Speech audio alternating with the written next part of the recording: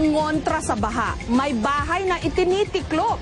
Kung sanay ka naman na sa baha, pwede ang bahay na palutang-lutang. Kung gusto mo namang tuluyan ang bumaliktad ang iyong mundo, may bar na sadyang pinataob. Ilan lamang ang mga ito sa mga istrukturang agaw pansin.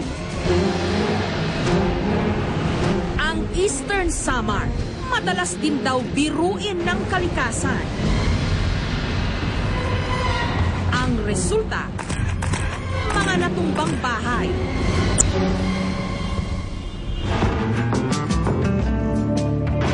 Pero sa bayan ng Taft, may bagyo man o wala, palaging nakabaliktad ang isang bahay.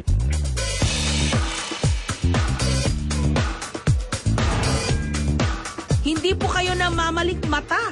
Ang bahay na ito sadyang binaliktad ng malikhaing isipan.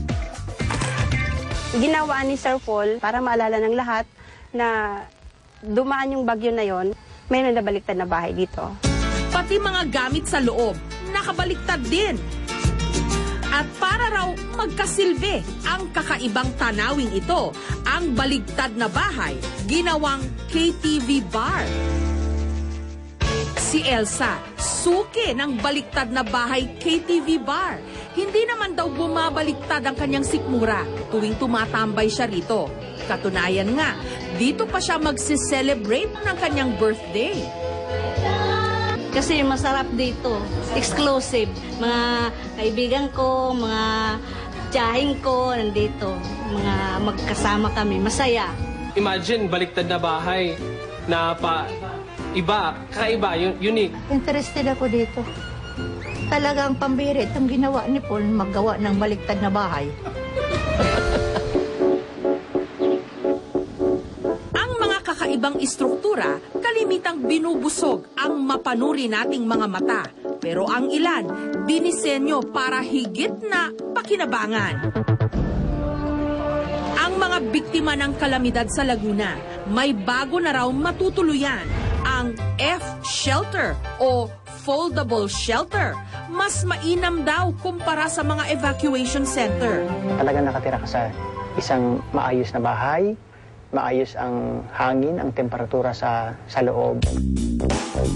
Gawa ang F-shelter sa mga eco-friendly material, katulad ng cement board o pinaghalong wood fiber at simento. Ang ibang bahagi ng bahay, yari sa kahoy. Ang kainaman pa nito, pwede itong itiklop kung hindi ginagamit. Madaling ilipat kung saan mang lokasyon. At natataasan pa para hindi abutin ng baha. Pero si Ed, hindi raw problema ang baha. Ang kanya kasing bahay, nakalutang. Dinisenyo mismo ni Ed ang kauna-unahang house yacht sa Pilipinas. It's just like a house. Pag tingnan mo sa loob, parang kang nasa bahay. Kung di mo ma-imagine na nakalutang, kala mo sa bahay. Kung nasa Marikina nga yan, di lumutang na yan. Lahat ng makikita sa ordinaryong bahay, meron din sa yate ni Ed. Sala, kusina, dining area, at kwarto. Meron pang sun deck. Mainam na takbuhan ng mga nais tumakas sa maingay na lungsod. Every day, nandito ako pag 6 o'clock. I don't have a family. So, yan ang pinakapamilya ko. Pati nga mga kaibigan ni Ed, enjoy na enjoy sa kanyang bahay na yate. Maganda ito, it's like a hideaway, no? You can have private moments here, private parties, and kung gusto mong magpahinga, you want to relax, no? You can stay here. Sa ibang bansa, marami ring istrukturang agaw pansin.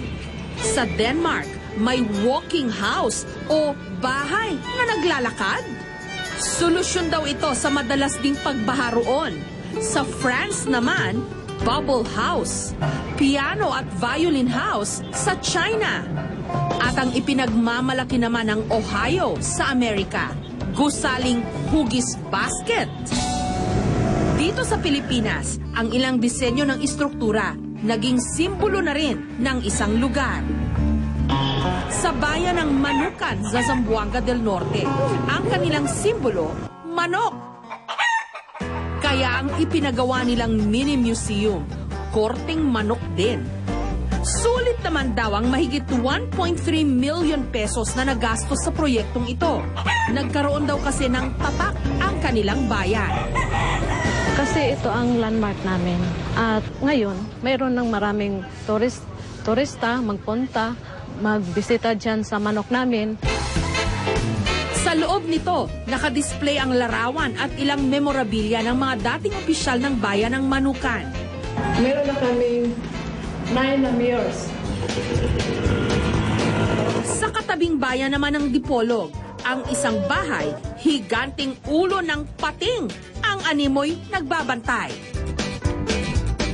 Alam ng mga bata na makita nila yung design ng pating, kaya nagustuhan namin dito. Itinayo raw ang bahay na ito ng isang retired seaman noong 1950s. Isa na rin itong atraksyon ngayon dito sa Dipolog. Samantala, mahigit 3 taon nang binubuo ang higanting bahay na elepanting ito sa bayan naman ng Bansalan sa Davao del Sur. Bata pa lang daw ang may-ari nitong si Paul, pinangarap na niyang magkaroon ng elephant house. May 3 kwarto ang elephant house na ito at ang ulo, balak gawing music room.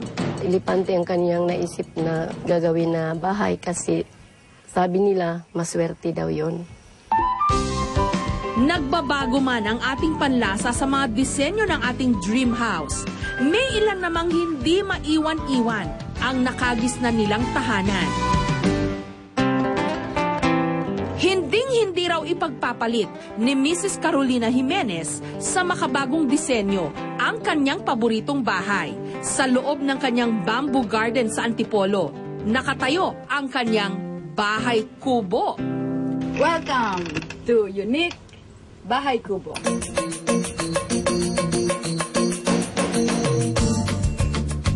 Mula muebles, dekorasyon, mga gamit sa kusina, katerno ng kanyang bahay kubo. Lahat gawa sa kawayan na galing mismo sa kanyang bakuran. Plant your bamboo and grow your house. Ang meaning, nagplant ako ng bamboo, di ba? So, nakita niyo yung gazebo where we had our seminar. Galing yun dyan sa mga bamboo na nandyan, sa aking tanim. Na nakita niyo ang liliit ng araw, ang liit-liit ng mga bamboo seedlings, pero ngayon, mas lalaki na.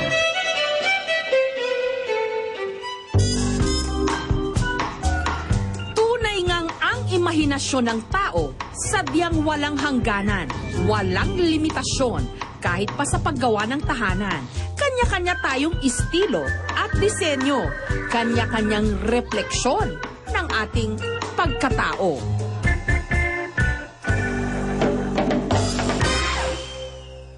Bawat isa sa atin may nakatakdang sulok sa mundong ibabaw.